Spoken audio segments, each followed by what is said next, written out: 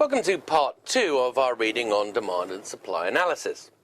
Now, our next learning outcome in this reading is asking us to calculate and interpret consumer surplus, producer surplus, and total surplus. So first of all, let's start with consumer surplus. Let's have a definition here. It's the difference between the price paid, i.e. the market price established by the equilibrium, and marginal benefit. Now, what was marginal benefit? That was our name for the demand curve. In other words, if you were willing to pay more than the price that you are paying, i.e. the market price, the difference will be known as consumer surplus. Okay, let's have a look at it in our diagram. Now notice our market price here is $3. So notice for the first unit, a consumer would be willing to pay $5 here. And the difference between $5 and $3, that's $2. So we have $2 of consumer surplus. The second unit, notice for the second unit, they'd be willing to pay $4.50.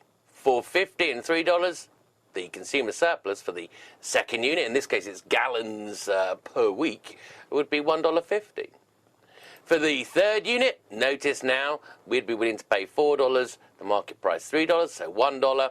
And for the fourth unit, 50 cents. Difference between $3.50 and $3. Now, there's another easier, way of calculating this. Notice really we're looking at the area of a triangle. Now, if you remember back to kindergarten, back to elementary school, you'll remember the idea that the area of a triangle was half its base times its height. Now, the height in this case is the difference between the highest price paid, the $5, and market price, $3.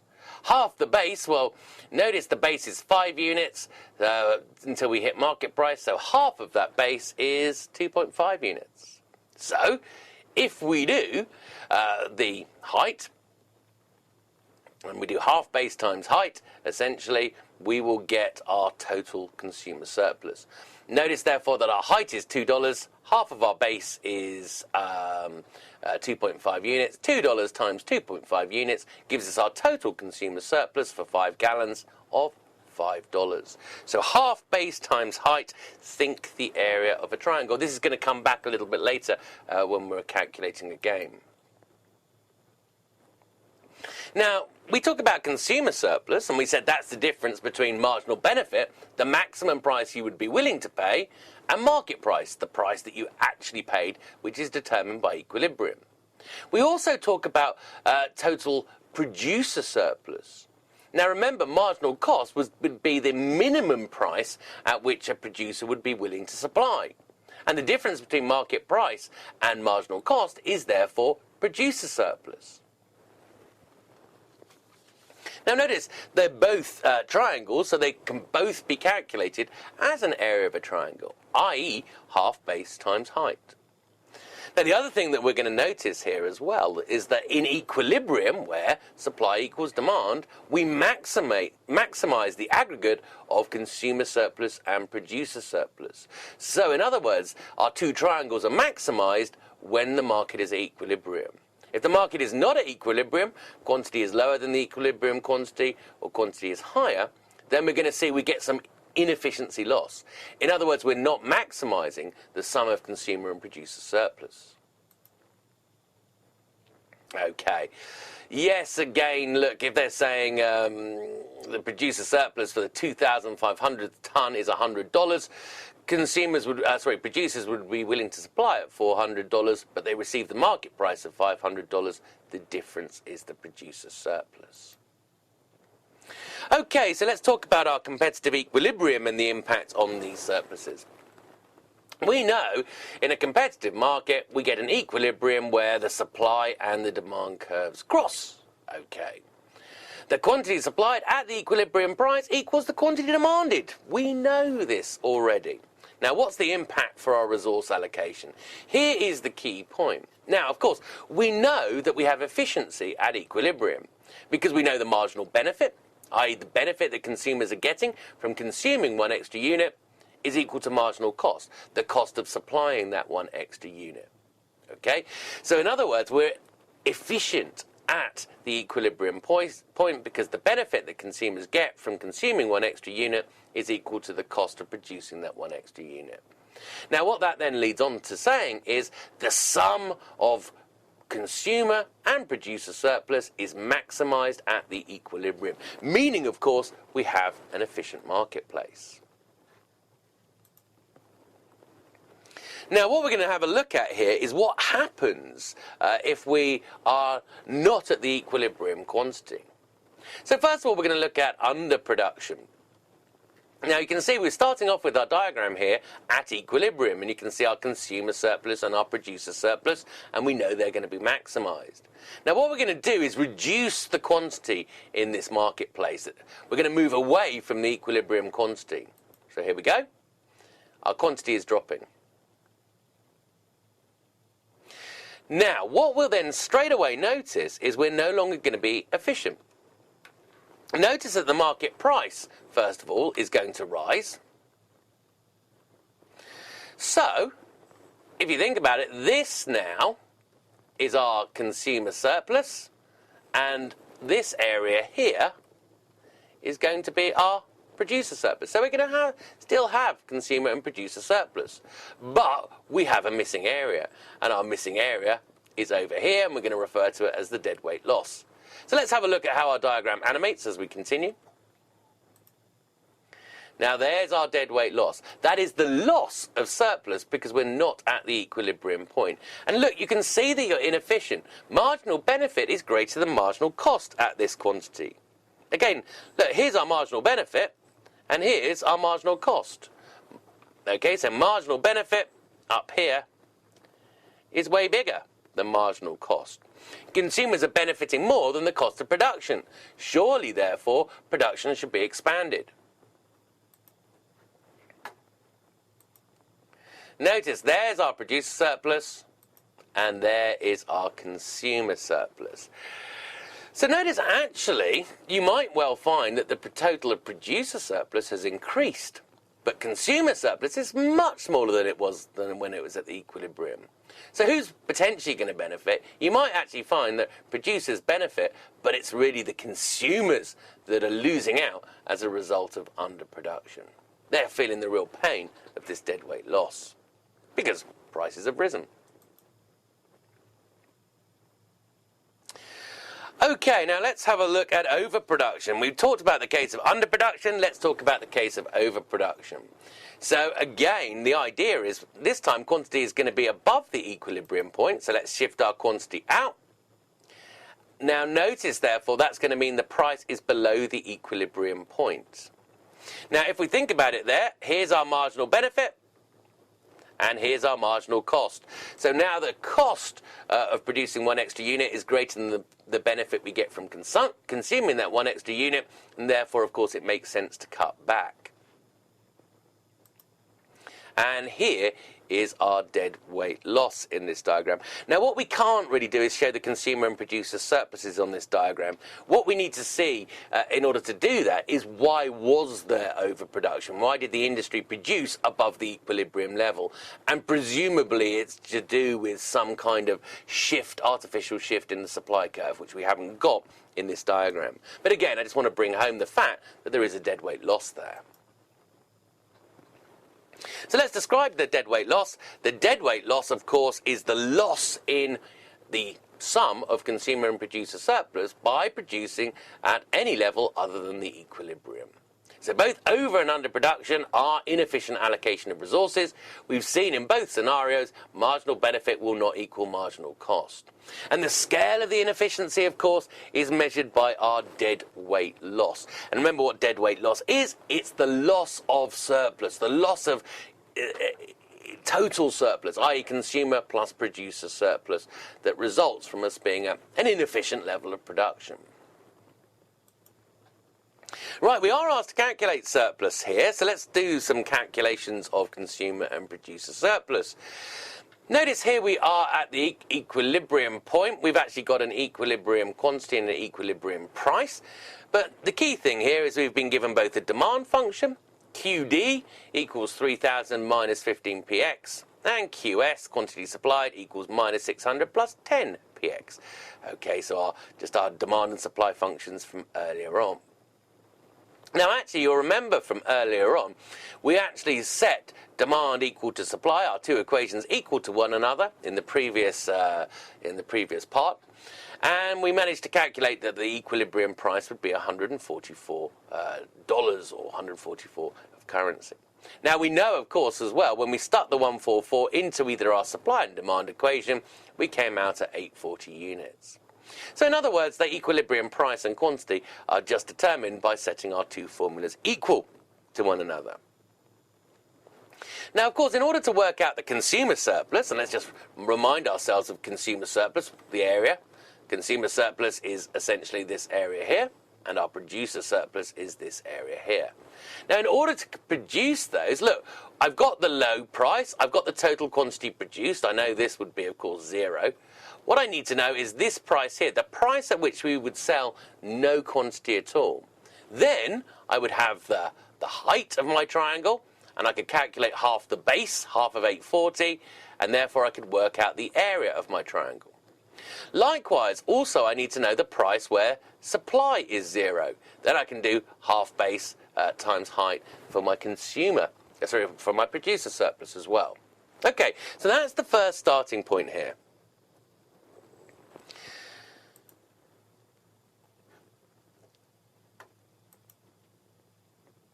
Now notice as well, they've just done, and I don't think we actually needed to do this to answer this question, but they've worked out what the quantity demanded would be at a 0 price. Just put 0 price into this. Well, if you put 0 price into this, of course, you get QD equals 3,000 minus 15 times 0. In other words, QD equals 3,000. Don't think we really need that. Now, what we do need to do is set the quantity demanded equal to 0, QD equal to 0, and solve for price, of course. We need to get this price up here. So, if you set QD equal to 0, we're therefore saying 0 needs to equal 3,000 minus 15px. Or, if you like, 3,000 has to equal 15px. And therefore, 3,000 divided by 15 would give us our price. 3,000 divided by 15, our price would be 200. So a price of 200 means no quantity is demanded at all. Now notice, we've got everything we need now to calculate our consumer surplus. We've got the height of our triangle, the difference between 200 and 144. In other words, 56. And we've got the base. The base is between 0 and 840, so a base of 840. So remember, half base times height is what we're going to do to calculate our consumer surplus. So half of 840, so essentially 420, times the height, 200 minus 144, and we get 23,520, our consumer surplus. Now we need to do our producer surplus, of course. Excuse me. So we need to set QS this time, the quantity supplied equal to 0, so we can calculate this price here. So setting QS equal to 0, we get 0 equals 600 plus 10px. Add 600 to both sides. 600 equals 10px. Divide both sides by 10. Px equals 600 divided by 10. So we get a price where we would supply 0 of 60. Notice now we can do the area of a triangle again. Half base times height. So half our base is again 420, and the height is the difference between 144 and 60, and we get 35,280. The total the total surplus therefore is the consumer plus the producer, so 23,520 plus 35,280, so we've got 58,800 as our total surplus. Okay, now we move to a new LOS here that says describe and forecast the impact of government intervention. We're asked to actually describe how government intervention affects demand and supply. We're then also asked to forecast the implications of introducing a distortion to the market and removing it. Now, the first one that we're going to look at is a price ceiling. Now, notice what we've got there is we've got our supply and our demand curves, and we've got an equilibrium quantity. Let's just label it up. There's our quantity equilibrium, and there's our equilibrium price. Let's call it PE. So what we're going to do is introduce a rent ceiling here, a maximum price that can be charged for the good. Now, the key is this is only ever going to be an issue if the maximum price is set below the equilibrium level. So here's our ceiling price. Now, notice our ceiling price, it's way below the equilibrium level. And notice the issue that we get here, that our quantity supplied at this point here is way less than the quantity demanded. So we're going to get excess demand. So there we go, quantity supplied lower than quantity demanded. Now notice we're getting a deadweight loss. And essentially, if you were talking about consumer surplus and producer surplus here, now look at the consumer surplus. Who's winning as a result of this? The price is below the equilibrium, which of course is increasing our consumer surplus. So there's our area of consumer surplus. If you think who's losing here, it's the producers, of course. The producers are receiving a much lower price. So, essentially, consumers are winning, producers are losing. Overall, it's inefficient because of the deadweight loss. The sum of consumer and producer surplus is lower than it would have been at equilibrium.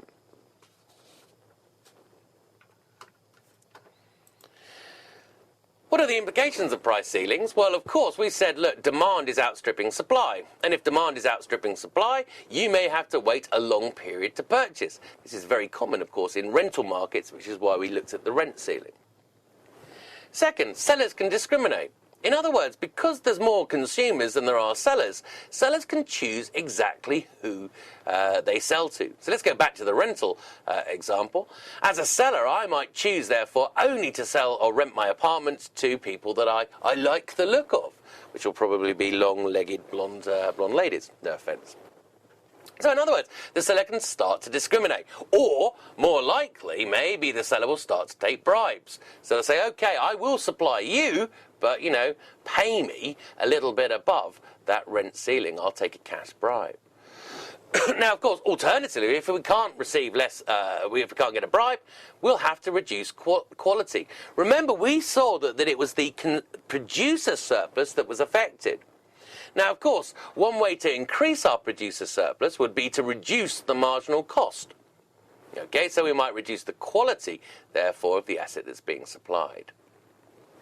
Now, one very big classic thing that happens in here is black markets develop, in other words. What do we mean by a black market prices developing?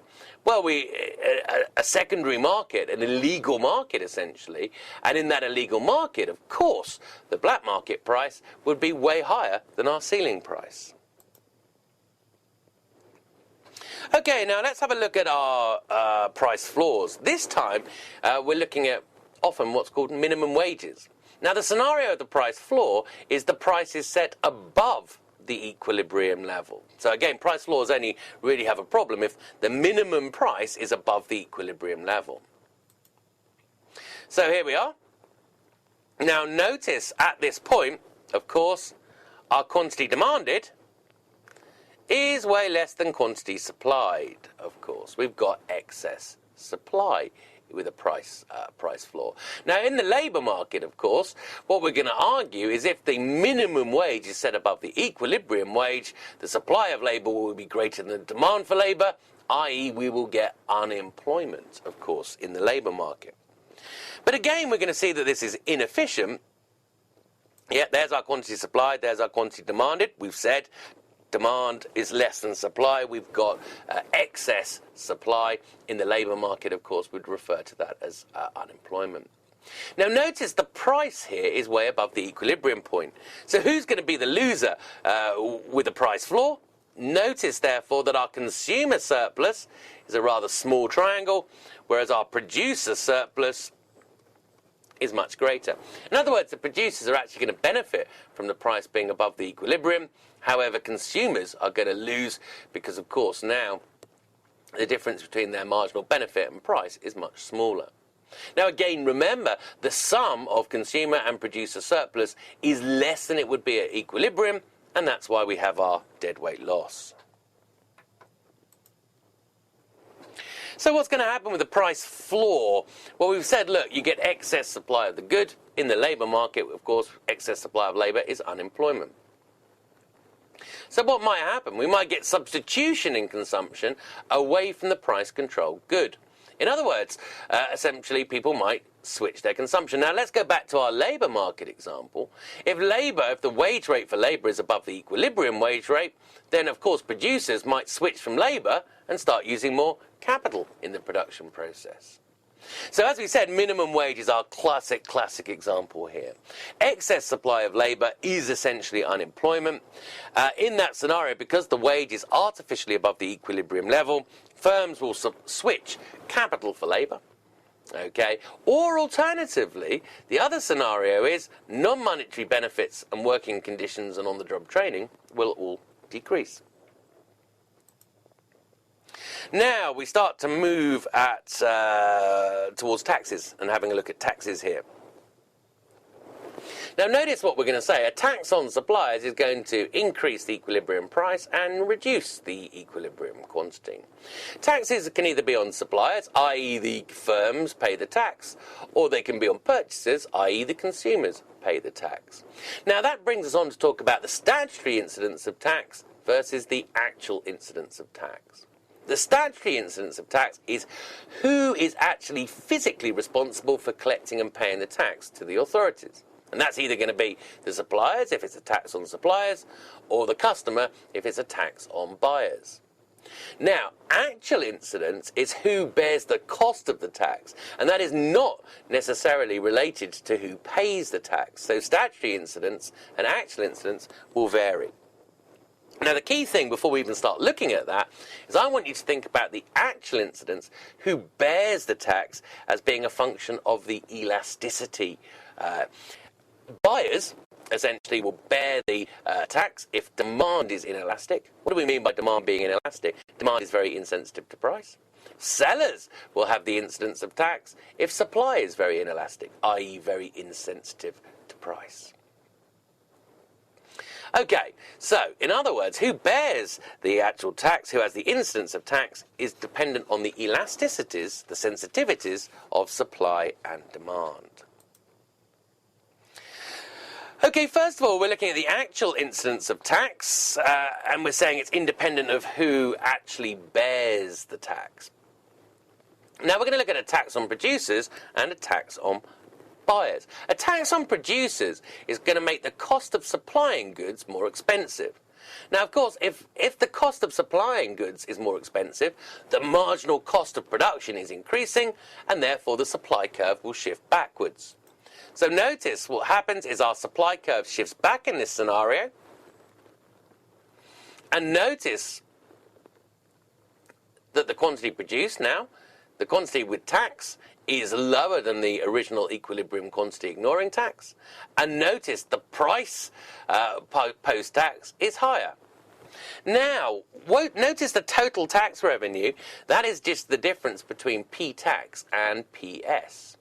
What we can then see is, number one, there's a deadweight loss. So there is some loss of consumer and producer surplus. But what we also see is, here is the price, and P-tax essentially here. Here is the price that consumers are paying. Here is the price that producers are keeping. The difference, therefore, is the tax revenue to the government. Now, notice we can also see the tax revenue from the buyers. We can see, in other words, the incidence. So our top grey box, the lighter of the two grey boxes, is the tax revenue generated from buyers. And the darker grey box is the tax revenue essentially suffered by sellers. Notice then, this amount above that would be the consumer surplus, this amount below that would be the producer surplus. So, look, first thing to say is notice that a tax on producers shift the supply curve back. But notice in terms of the incidence, both consumers and producers suffered some of the burden of tax. Now let's have a look at the tax on buyers next. Now, tax on buyers means buyers are going to be paying a higher price for each quantity that they demand. In other words, it's going to shift our demand curve back. So let's start off at an equilibrium point with no taxes, and let's shift our demand curve back. So notice our demand drops. Consumers would be willing to consume less at each price. Now, you'll notice straight away that that shoves the price that consumers are paying upwards. There's a new higher equilibrium price, and the price that producers are receiving, of course, is lower than the equilibrium price. And the difference between P tax and the price that producers are receiving, that of course, PS on our diagram, that of course is the tax revenue. So notice again, there's a deadweight loss. So in other words, we're no longer maximising the aggregate of consumer and producer surplus. But notice again as well, when we look at the burden of tax, both producers and buyers are suffering. Buyers being the tax revenue from the buyers being the lighter shaded grey box, the tax revenue from sellers being the darker of the two. Now, let's talk about the impact of elasticities. Now, we've said, actually, that who bears the tax is rather dependent on the relationship between the elasticities of both supply and demand. If demand is inelastic, buyers are going to suffer. If demand is elastic, then it's more likely that sellers are going to suffer. So we need to consider the elasticity of both demand, but also the elasticity of supply. So here's your basic rules. Inelastic demand, buyers suffer. Inelastic supply, suppliers suffer. Again, we're going to talk about elasticity in more detail towards the end of this reading. What is elasticity? It's the sensitivity of quantities demanded, if we're looking at the consumers. It's the sensitivity of their quantity demanded to price. Now, of course, as we know, as price goes up, quantity demanded drops. An inelastic demand curve means quantities demanded are very insensitive to price. Same with supply. If we talk about inelastic supply, we're saying that the quantity supplied is very insensitive to price. Now let's look at a relatively elastic, we've got a relatively elastic both supply and demand curve here. We've decided to that the producer is suffering the tax here, so the supply curve is shifted out, and there's the tax revenue from our buyers in the grey shaded box, and the tax revenue from the sellers in the dark shaded box, and our deadweight loss. In other words, diagram A is just really coming directly from the previous slide. But now let's make the demand curve more inelastic. Now, when the demand curve becomes more inelastic, what it's going to actually do is rotate. Notice now that changes in prices are going to give you much smaller changes in quantity because the demand curve is becoming far more vertical. Now, notice when that happens, we've still got an area of deadweight loss, but look at the difference between the burden of tax on the buyers and the burden of tax on the sellers. With an inelastic demand curve, it's the buyers who are suffering.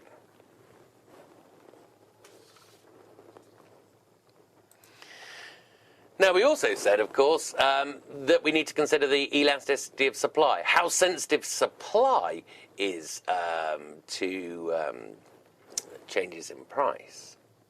Now, remember, elastic, it's relatively sensitive to price. Inelastic, we're saying supply is very insensitive to price. Okay, so let's start with the first one. Look, we're taxing the buyer here, so notice it's the demand curve shifting out. But when supply and demand are relatively elastic, notice they're both really suffering the tax. Now let's suddenly make supply far more inelastic. So what's going to happen is our supply curve this time is going to rotate towards the vertical. Okay, so now changes in price lead to very small changes in demand. Now, what you'll notice straight away is you can see the tax revenue suffered by the sellers is much greater. So in practice, to work out the tax burden, we need to consider both the elasticity of supply and demand simultaneously.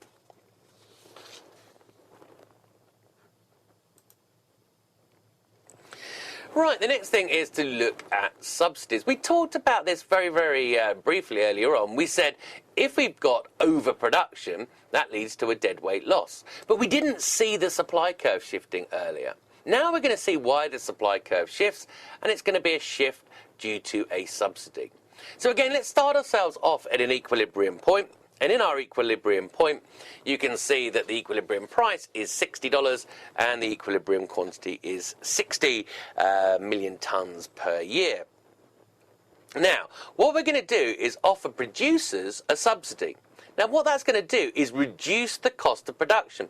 In other words, the marginal cost of producing additional units is going to drop, and as a result, the supply curve is going to shift out. In other words, firms are going to be willing to produce more or supply more at any given price because their marginal cost has dropped. So there's our supply curve shifting out. What we've done here is given them a $30 subsidy.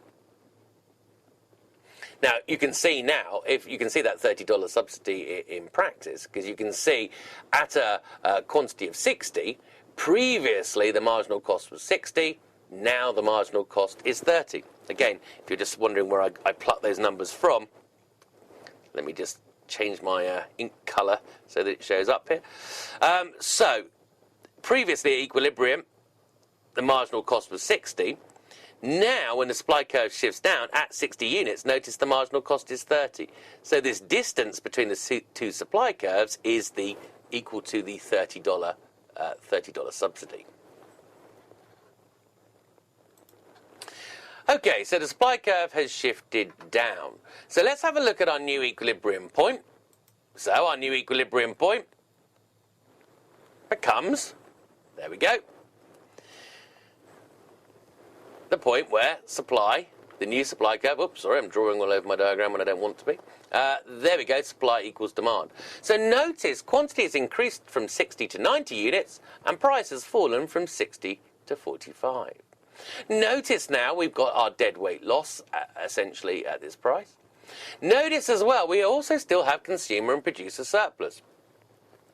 Essentially you can see at the price of 45, here is our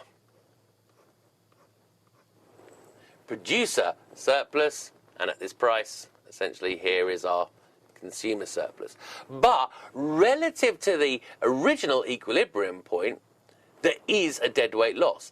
In our original equilibrium, those consumer and producer surpluses, i.e. when the price was 60 and the quantity demanded was 60, the consumer and producer surplus would have been larger. Now, in other words, what we're really saying is we're getting overproduction here and a deadweight loss because our suppliers, the firms in the industry, are not facing the true cost of production.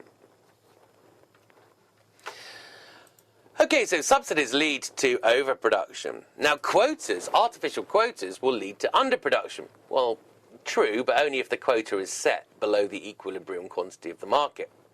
If the quota is above the equilibrium quantity, it's not going to have any impact at all. So here we are, starting our in equilibrium before the quota is introduced, with a equilibrium quantity of 90 units, 90 million tonnes per year, and an equilibrium price of $45 per tonne. We're now going to reduce or set an absolute maximum that this industry can produce, a quota that this industry can produce, and it's going to be set below the equilibrium quota. So we're setting it at 60. Now, of course, we're automatically reducing the amount that can be produced in this industry, and that's, of course, going to mean that the demand is going to outstrip supply, of course, and therefore prices should rise. Notice again, we're going to get a deadweight loss. But at the new market price of 75, notice as well, the consumer surplus is this area, and our producer surplus is this area. Again, notice we've got a deadweight loss. Okay. He says okay, clicks the button, but it's not moving. Yes, it is. Brilliant. Okay, so our last little area in this reading is to be able to calculate and interpret and describe elasticities. Now, there's three major elasticities that we're going to have to calculate. Most important is price elasticity of demand, how sensitive demand is to change in prices. But we're also going to need to look at income elasticity of demand and also cross elasticity of demand. We need to be able to calculate them. interpret what it's saying, and then also describe the factors that are causing the sensitivities. So let's start with our price elasticity of demand. What we're saying is, how does quantity change as price changes? So we're going to look at percentage change in quantity over percentage change in price. Notice it's percentage change in quantity and percentage change in price. Now, as the price of a normal good increases, the quantity demanded is going to go up. We've said the law of demand. Okay, we said the law of demand, as price comes down, quantity goes up. As price goes up, quantity comes down. In other words, we've got an inverse relationship, typically, between price and quantity. What that means is we always expect the price elasticity of demand to come out as a negative figure. If price increases, then the percentage change in quantity should be negative. Now, as we said, we talk about elastic demand and inelastic demand. Elastic demand is just when quantity is very sensitive to changes in price.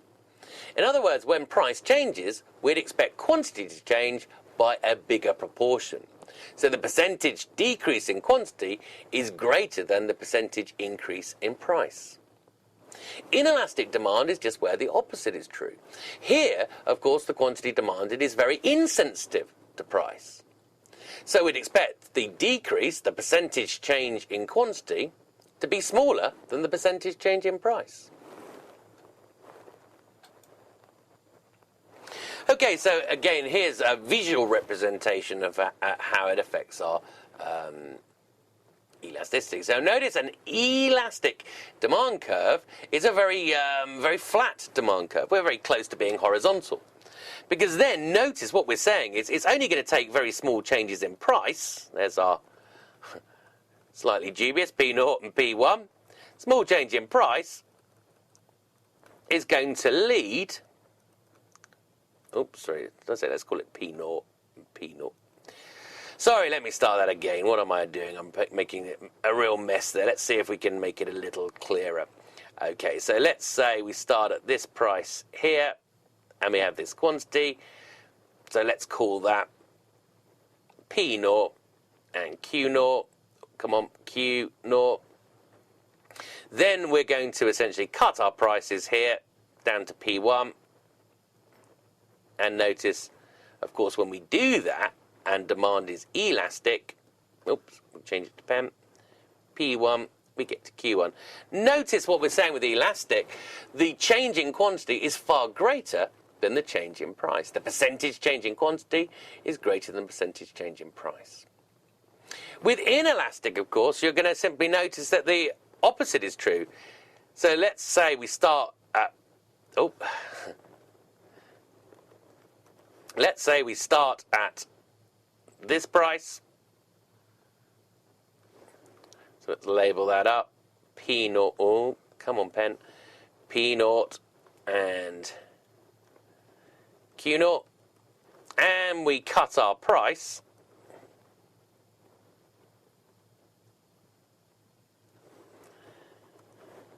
P1 and Q1. Notice this time, essentially, the change in price is far greater than the change in quantity.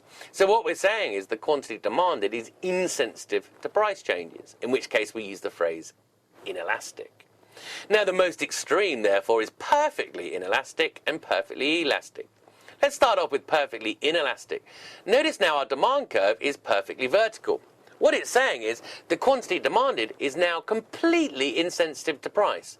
Doesn't matter what happens to price, the quantity demanded will always remain constant.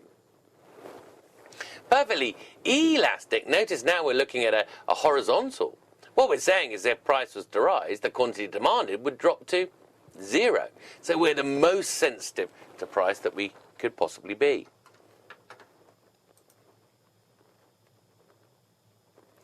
Okay, now remember we're asked to as well describe the factors that impact our elasticities. First of all, the availability and closeness of substitutes. If you have a lot of substitutes available and they're very close to your product, that's going to increase the elasticity. Because if you increase the price of your product, consumers will just switch to substitutes. So, basic rule is more substitutes, higher elasticity. Proportion of income spent on the item. Now, the idea is the more of your income that is spent on the item, the more elastic it will be. Let's imagine, at the end of each week, end of a busy lecturing week, I reward myself by going to the local shop and buying a candy bar. Now, that candy bar is a very small fraction of my salary as a well-remunerated CFA charter holder, of course. So therefore, I'm not very sensitive to price. So imagine one week I go to the sweet shop and I find the price is doubled. Well, it's still a very small fraction of my total salary, so I'm still going to demand the candy bar. Now, let's compare that then to something that is much, much, much more expensive. Let's talk about things like maybe iPads, that kind of stuff. It's a bigger proportion of my income, and therefore I'm going to be much more sensitive to price. In other words, if the price of an iPad doubles, then maybe I won't consume it anymore. So the basic idea is the more of your income that is spent on this product, the greater the elasticity. The next point that we talk about is time and elasticity. Now, the basic idea is the greater the time since the price change, the more elastic demand becomes. In other words, let's imagine a producer increases their prices. Now, initially, as a consumer, I will still consume that product because I'm unaware of the alternative products, the substitute products that are available out there. But as time passes, I have more time to actually research the alternatives and switch from this product towards the substitutes, and therefore demand becomes more elastic. So with time, I want you to be thinking, for our exam, relatively inelastic demand in the very short time scale, but far more elastic demand in a long time scale.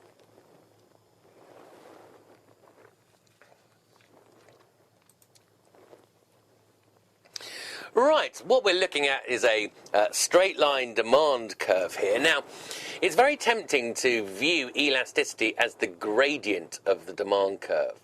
Now, gradient of the demand curve would be change in price divided by change in quantity. Now, again, we've got to guard against that, of course, because we're looking at percentage change. So be very careful. The slope of the demand curve is not the same as price elasticity. The slope depends on units, whereas elasticity is based on percentage change. So we can't simply say the slope is the elasticity. Now notice we've got points on here. We've got point A where we have high elasticity, point B where we've got unitary elasticity, and point C where we've got low elasticity. Let's start with this definition of unitary elasticity. Notice they've given the figure -1 here. What that means is the percentage change in price would be equal to the percentage change in quantity. So if you had a unitary elasticity, if you changed price, if you increase price, then quantity demanded would fall by exactly the same proportion. What that means, of course, is total revenue, price times quantity, would be unaffected. Now notice, above the unitary elasticity, we have high elasticities, i.e. elasticities that are essentially greater than 1. What we're saying, or greater than -1, I should say. Remember, price elasticity of demand will always come out as a negative number because price and quantity are negatively related. Now, if we're at point A, we've got a high elasticity. In other words, it's greater than -1. What this means, of course, is if price increases, quantity demanded drops by a larger proportion. Now, therefore, if you want to maximize revenue and you're on the elastic part of the demand curve, you should be cutting price. Because if you cut price, the quantity demanded increases by a bigger proportion than the cut in price, and therefore revenues would be increasing. If we're on the low elasticity, remember we call this inelastic, then we're saying we're not very sensitive to price. In other words, when price changes, quantity changes by a smaller proportion. Now, if you want to maximize revenue and you're in the inelastic part of the demand curve, it makes sense to increase price. Because if you increase price, the percentage change in price is essentially greater than the percentage drop in quantity, and therefore revenues will increase. And that rather nicely links into our slide here, where it's asking about the implications of elasticity and total revenue. Now notice therefore that our total revenue is simply price per unit times quantity. And notice, as we said on the previous slide, total revenue is going to be maximised at the point of unitary elasticity. Why? Because if we're in the inelastic range, i.e. price is below the point of unitary elasticity, then it makes sense to increase the price. Because if you increase price, quantity demanded drops by a smaller proportion, than price does, and therefore revenues increase. If you're in the elastic part, in other words, above unitary elasticity, price is above unitary elasticity, if you want to maximise revenue, cut your prices. Because if you cut your prices and you're in the elastic part of the demand curve, the increase in quantity demanded would be greater than the decrease in price. Right, let's turn our attention now to our next form of elasticity, and that is income elasticity of demand. Now what we're looking at here is the sensitivity of quantity demanded to changes in a consumer's income. So notice the income elasticity is percentage change in quantity over percentage change in income. Okay, now essentially this is normally going to be positive for normal goods. What does a normal good mean? Well, it simply means is as my income increases, the quantity I demand rises, which means I have an income elasticity of greater than 0. For normal goods. Now actually within normal goods we can actually subdivide into necessities where the income elasticity is positive but less than 1, and luxuries where the income elasticity is positive but greater than 1. In other words, for necessities, as my income goes up, yes, the quantity I demand rises, but it's not going to double. If my income doubles, my quantity demanded doesn't double. Let's imagine things like toothpaste. Okay, so my income is doubled, but do I demand more than double the amount of toothpaste? No, maybe I'm a bit more wasteful than I was before, so maybe my demand increases, but it's not going to double. So typically, for necessities, it's going to be positive, but less than 1. Now, for luxuries, as my income goes up, we tend to find that the quantity demanded rises by a more rapid rate. Now, my classic example of this is fine wines. My income's going up, but my consumption in fine wines is increasing at a greater rate. Okay, I need to watch that. Now, in inferior good, this is a strange idea. As your income goes up, actually the quantity you demanded drops. Now, often this is for very relatively cheap products. We've given the example bus travel here. As your income rises, the quantity demanded for bus travel is going to decline. Why? Because you'll switch to more expensive products, like owning a car, for example. Okay, so that's our income elasticity of demand. Let's turn our attention now to cross-price elasticity of demand. And it's very critical here that we differentiate between substitutes and complements. Now, remember earlier on, we said the impact on demand when we're looking at the price of substitutes is likely to be positive. Why did we say that? Well, we said as the price of the substitute goes up, then people are going to substitute from the substitute product to our product. Okay, so as the price of substitutes go up, hopefully people will consume more of our product. So we expect a positive relationship. Now remember with complements, and the example we talked about earlier was gin and tonic, for example. Now, of course, you'd expect a negative relationship here. If the price of gin goes up, then people are going to demand less tonic water. So you'd get a negative elasticity. So key rule here, you're going to expect positive elasticities for substitutes and negative elasticities for complements. Okay, so let's just talk about cross-price elasticity here. Let's have a look at our substitute first of all. Now notice here, the price of coffee has increased by 16.65%, and the demand for tea has increased by 11.1%. So we're arguing it as the price of coffee goes up, people are substituting from drinking coffee to drinking tea. So notice we've got a positive relationship of 0.67 there. Now notice we're then looking at complements, pizza and cola, so we're arguing that people tend to consume the two simultaneously. As the price of the pizza increased by 25%, the demand for cola decreased by 10.7%.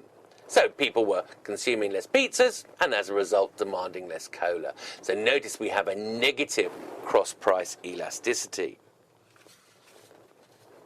Now, our last little part of this learning outcome asks us to calculate elasticities. And this is quite a nice mathematical process if you're mathematically minded. So here is a regression-based demand function. The quantity demanded is equal to 4,000 minus 140 px. Px is the price of our good, plus 0.75 I, where I is the consumer's average income in euros.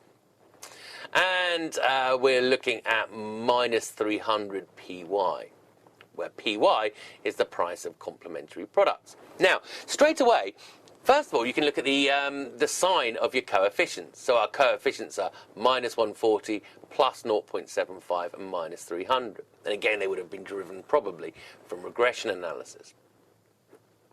Now notice the regression for the coefficient for price is minus 140. This makes perfect sense. As price goes up, quantity demand drops, so we'd expect a negative coefficient. Notice with income, we've got a positive relationship of 0.75. Now, again, notice number one, it's positive, so it's a normal good, and number one, it's less than 1, so we'd expect it maybe to be. Well, no, I just think we just leave it as that. It's normal good. As income goes up, quantity demanded rises. Of course, if we were talking about an inferior good, then it would be a negative coefficient. And then finally, py, the price of complementary products. We can tell it's complementary products because as their price rises, our quantity demanded falls. Remember, with substitutes, expect a positive coefficient. Okay, now, what we're going to do, first of all, in our first model to calculate price elasticity of demand, is we're going to keep our exogenous variables constant. Now, remember, we talked about the endogenous variables when we're looking at demand functions as being quantity demanded and price. The exogenous variables, i.e. the factors that are derived from different markets, would be our income and our price of our complements. So let's keep income. We're going to assume values for income and the price of the complement of 4,000 euros as our income, and the price of the complementary product is 15 euros. Now, all we then need to do, first of all, is to insert those figures into our demand function. Okay, so we're now going to get 4,000 minus 140 px plus 0.75 times 40,000. Now 0.75, 75% of your 40,000 income gives us 30,000. And minus 300 times 15, which gives us minus 4,500. Now let's just neaten up this equation by rearranging. So what we're going to do is essentially say, well, we've got positive 4,000, positive 30,000, and minus 4,500. So we can say 29,500 minus 140 px is the quantity demanded. Okay. Now, let's look at our price elasticity of demand. What you'll notice on the previous slide, of course, is that we've got the slope coefficient of price, the change in quantity over change in price. And that's actually coming directly from our demand function. That's our coefficient of minus 140. Now remember what we said, be careful. The slope coefficient is not elasticity. And we can see it very clearly on this slide. Look at our elasticity calculation. It's the percentage change in quantity over the percentage change in price. Now, of course, when we look at how that's calculated, percentage change in quantity is the change in quantity over our original quantity. Percentage change in price is the change in price over the original price. And that finally can be written as initial price over initial quantity times change in quantity divided by change in price. Now, change in quantity divided by change in price is our slope coefficient from the previous slide. And we know the slope coefficient of price is minus 140. Okay, so we're now asked to calculate the price elasticity of demand if price was 150 euros. So, here's our equation from the previous slide. 29,500 minus 140 px. Let's insert 150 euros for our px. And we get now 29,500 minus 140 times 150 euros. Let's just do that. 140 times 150. 140 times 150 gives us 21,000. So 29,500 minus 21,000, we get the quantity demanded to be 8,500. Now, okay, what we've now got is our Q naught. We also know what our P naught is, 150. And we've already got the slope coefficient from the previous slide. So all we now need to do is plug all of this in to our previous formula. So we know that the change in quantity over change in price is 140. We now know that P naught is 150, and we worked out the quantity at that price to be 8,500. So all we need to do now is put it all together. So 150 over 8,500 times our slope coefficient of 140 gives us a elasticity of demand of minus 2.47. In other words, if price rises, quantity demanded falls by a larger proportion. Notice, therefore, that we must be on the elastic part of the demand curve. Okay, now let's have a look at the calculating the income elasticity of demand. Now again, there's our demand function, and of course we can see our slope coefficient, and of course that's going to be important because that's change in quantity over change in income. So we've got this term already. We know that that is plus 0.75. So what do we need to do? Now, in order to calculate income elasticity of demand, they're going to give us the price of our product and the price of the complement here. So we're going to plug those in.